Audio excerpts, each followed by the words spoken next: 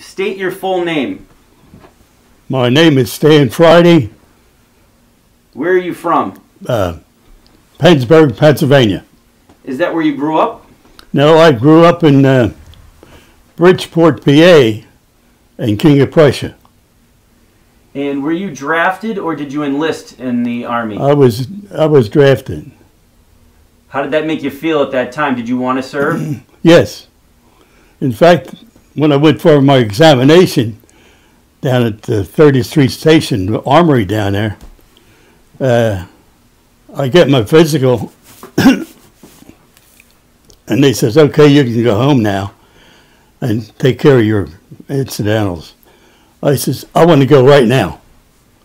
So from the physical, I went there to Indiantown Gap, where the 80th Division was being formed.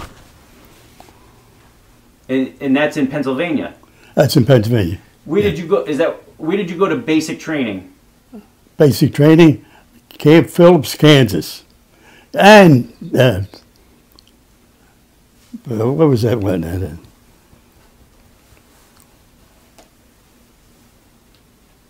you remember what state it was in? Kansas. Fort Riley?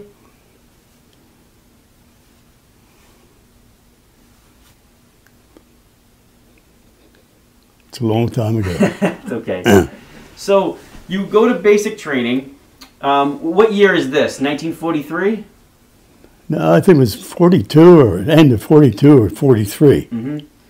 And it was at Indiantown Gap. That's where I went in at, Indiantown Gap, PA. Yep. After basic training, I guess, how did you find out you were going to be a member of the 80th Infantry Division? Well, I knew it from the day I went in there at Indiantown Gap. Mm-hmm. It was the 80th Division being formed from different states. And what regiment and company were you in? At first I was in Company F. And then from Company F, I was transferred to intelligence. Did you guys belong to a particular regiment? No, it was headquarters company of 317. Okay. And so you are an original member of the 80th Division? Yeah. Okay. Yeah. Stood with him all the way. After Pennsylvania, where did you guys go? Did you guys go to England or anything? After Pennsylvania, from when I first went in. From Pennsylvania, we went to Camp Phillips, Kansas. And we took some training over there. And after 6 months training there, we went to Yuma, Arizona, for desert training. When did you find out you guys would be going to Europe? That's a hard one. Mm-hmm. Did you guys go to England first or straight over to... We knew all the time. That's why you were in the service. You were going to, go to war. And we went over to Jersey from where all the ships come in and the train stations. It's the name of the place there. And we got loaded on the boat. We went over on the Queen Mary. We only had one boat going at that time. It was the fastest one on the seas. So we didn't have any escort going over to Glasgow, Scotland. Where does that, when you guys go to Scotland, do you remember, was that 1944? Oh, no. Before that. Mm-hmm. 44, I was around the Battle of the Bulge. Okay. So you got to Scotland. Did you guys do more training there? More training. Mm-hmm. To keep busy. Sure. And after Scotland, did you guys go to France? We went down from Scotland. We went down to southern part of England, Southampton, I think it is, where we're docked in the boats to go to France. What month did you guys get to France? What month we got to France? That was in August. August, first week of August. First week of August. Did you land on one of the beaches there? I landed on Utah Beach. Mm-hmm. Utah Beach, it wasn't as rough as going into where the cliffs were. It's right below the cliffs. It's right around Cherbourg. Yeah, Cherbourg. How soon after did you guys land on Utah Beach? Did you enter combat with the 80th Division? We were right in combat. We hit them head on. Do you remember one of the first engagements you were involved in the, I guess it would be the Normandy Peninsula, right? Or northern France? Northern France. Mm-hmm. Do you remember the first time you had experienced combat in France? I was numb. Things were happening so fast you didn't have time to think. Mm-hmm. You just do through instinct more than anything. Was there a particular town or village you remember in France? There's a couple of them there. Get that paper that I got through the mail. It has it right on there where the big battles were as we hit France. Mm-hmm. Do you remember the first time you saw a German soldier? First time I saw a German soldier? Right after we hit the beaches. Mm-hmm. Did you have respect for the Germans? The soldier? Mm-hmm. In a way I did, because they were doing a job that the same job we were doing. Most of them, I think a lot of them didn't have the heart to go to war. They were told to go to war because they had to. Now, what was your job with the 80th Division while you were in France? My job? You mentioned you were a scout. Can you tell me what the kind of missions you were on and what you did? Well, went out ahead of the troops to find out information about where the Germans were, how many they were, and what outfits, if you could go to do it. And I tried to sneak in behind the German lines a couple of times and get around them while they were. Yep. While they were talking, jibber jabbering, because I could see. My night vision was good at that time. I could see in the dark without the goggles they have today. As a scout in France, before we start talking about the Battle of the Bulge, did you have any close calls? Did you did you have any close calls from almost getting wounded or hurt? No, I got wounded when they were. It was a tank battle there. I forget the name of the town. It was shelling us, from the tanks, and I hit it. I was looking for something to hide in. I found a depression, and I went face down in the depression, and I put my hands over my face like that, and the shells were all around me. Shrapnel got this arm and got that arm. Wow. Just sliced it through the what's names. I didn't feel it. Was that in France? That was in France. That was the first battle. I wish I had to. It's all right. No worries. We'll get the details later. It was that first big tank battle. Okay. And how long did you spend in a field hospital? I didn't go to the hospital. I wrapped it on the job. I didn't have time. I was way ahead of front lines. Troops were behind me. So I carried the first aid equipment with me in case we did get hurt. And I got it, and I seen this trickling down my, and I opened it up, and I said, holy smokes. So I got some of that there powder you put on there. What's the name of that powder? Sulfur. Huh? The sulfur powder? Yeah. And I just bandaged it up. And I still got scars after 75 years. I got a scar down both sides. But I'm protecting my face.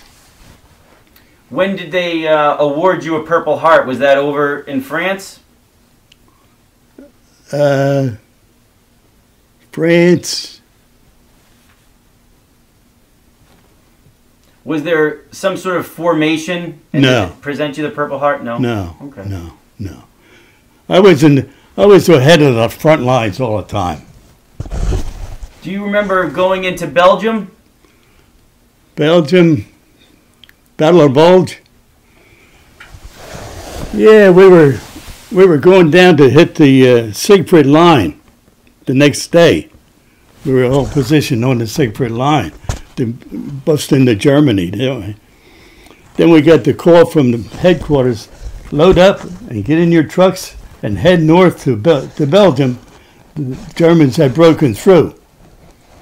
And we loaded up on trucks and rode all night long. And the next morning we went into battle. That was in 44, Christmas of 44. And from the riding all night in the trucks, we were told, leave your headlights on, let them know we're coming. That's the orders we got. And we got up there, and cold, snow and rain and we're right into battle.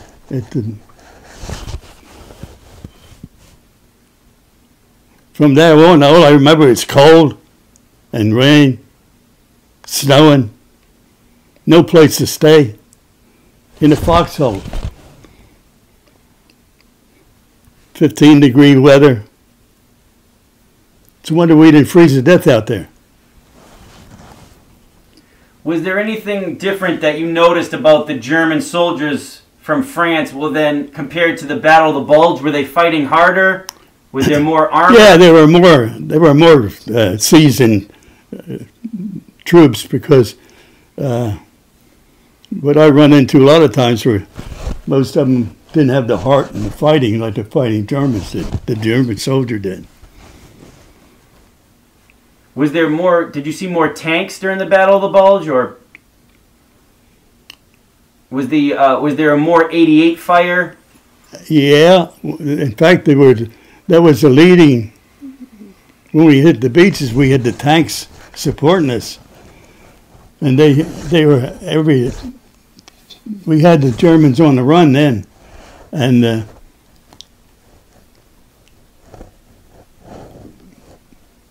we had the tanks with us, But not in Belgium. Did you have tank support in Belgium? Where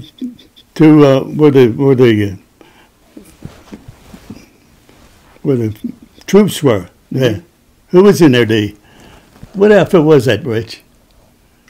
They sent an order down there into Belgium to surrender, 101st? 101st. Mm-hmm. And he sent them back to the German headquarters, and he gave it to the commander there. He says, Nuts. And the other German said to the officer, what's this nuts business? He didn't know what it meant. And they didn't want to surrender, And then we had to go out and break through the lines to get them support and relieve them. Were you far away from Bastogne? Were you pretty close to Bastogne? Do you remember, Stan? Well, right in the middle of it. Yeah, once we broke through. We were on the outskirts, trying to penetrate, but What did you guys do for any type of food or during the Battle of the Bulge? Did you run into any civilians in Belgium? In Belgium, no, it was more or less too active in fighting, and the civilian population, they were hiding someplace. They went out too much. Did you come across any German SS units?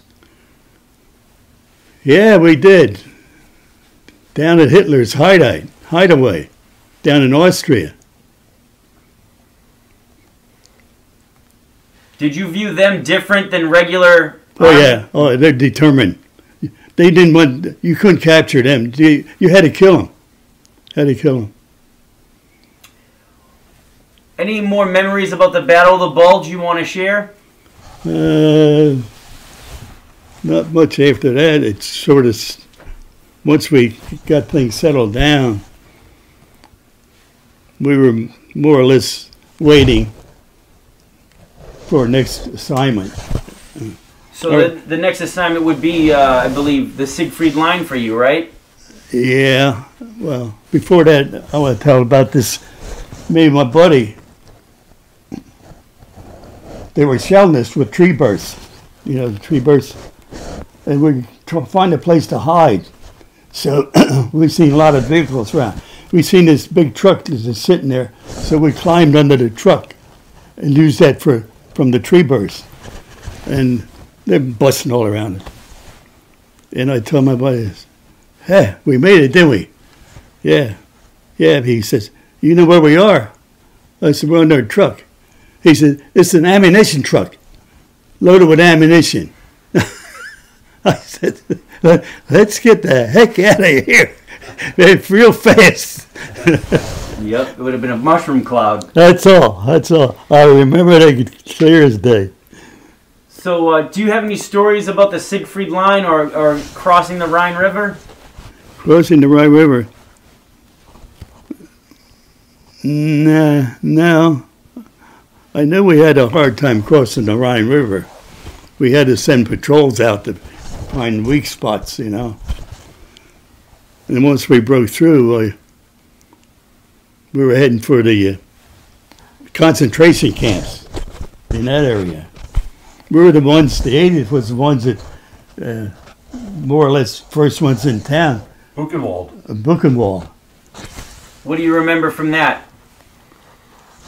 A lot of activity, trying to get organized and keep going, keep pushing. We only stayed there in Buchenwald about a day or two, and the other troops are following up to take over, you know.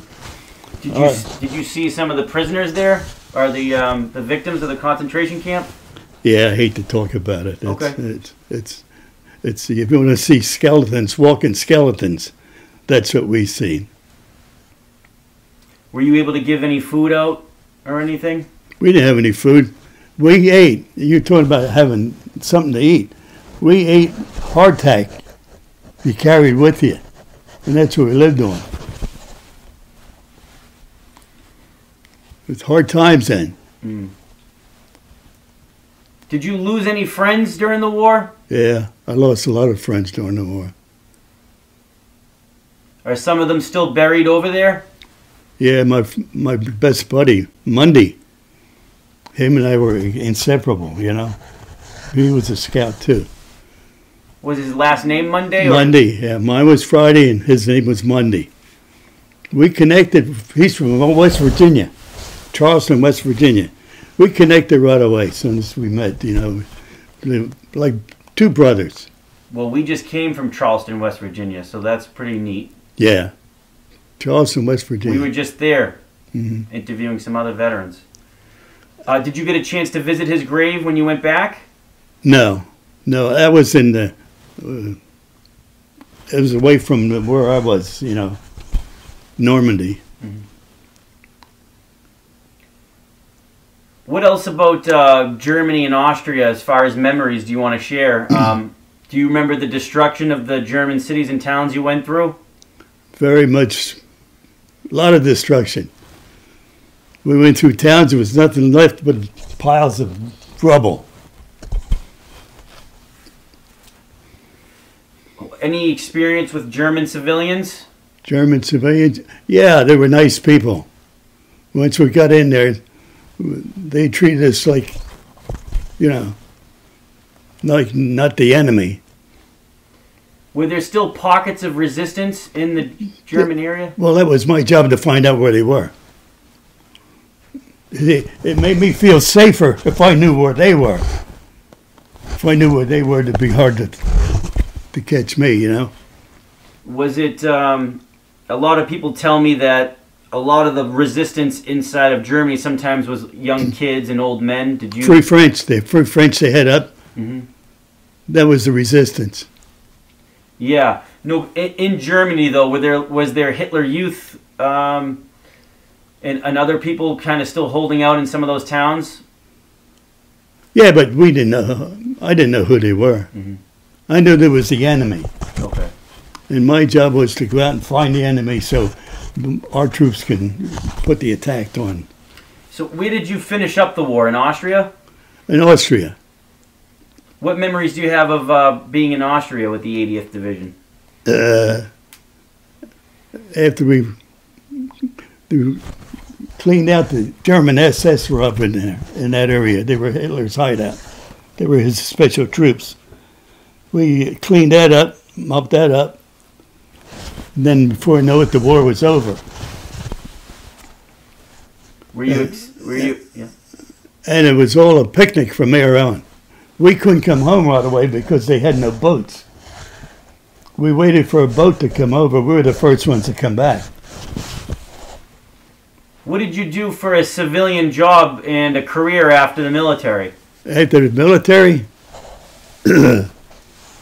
well, I didn't know what to do, to tell you the truth. I was confused. Then I got to liking construction work. I went into construction. And I sort of, the more I got into it, the more I liked it. And I was a carpenter, then a carpenter foreman, then I became a carpenter superintendent. And from that time on, after I got to know the kind of business I really loved, I was superintendent on a lot of big jobs. And the power plant over here at Limerick, I was building the towers. I was a supervisor on the 2 towers. In fact, the picture is one right up there. And when you came back from the war, if you feel comfortable, just share with Andrew how rough it was for those few years when you came back. Oh, for coming back? Yeah. I was a bad boy. I was drinking. I was getting into trouble. I was being arrested every time I looked around. And I said, I got to straighten myself the hell out here. I can't go through life like this. Mm-hmm. That's when I decided to go into the carpenter work. And that straightened me out. That's amazing. That's good. I want a lot of younger veterans to hear that today. Yeah. Well, before that, after I found out I'm going to wind up being a doper or a nobody or something, I just was lost. I couldn't put it together. Well, you're a success story, and I look forward to sharing your story with younger veterans coming home today. The last thing I want to ask you, Stan, is what message do you have to the Belgian people who are very grateful you liberated them for the 76th anniversary of the Battle of the Bulge? What? Do you have a particular message you could send the Belgian people who are grateful for your service? Well, I think what I should say is I'm happy that we relieved the pressure or relieved being under confinement like they were, and they're being free again, you know. They view you guys as heroes, and so I really appreciate you doing this interview for me. Yeah. Because they're going to be watching it on the virtual ceremony. Yeah, well. What could you say about your division? Were you proud to serve with the 80th? Very proud. Very proud. Thank you for your time. That's why I wear the hat all the time. That was great.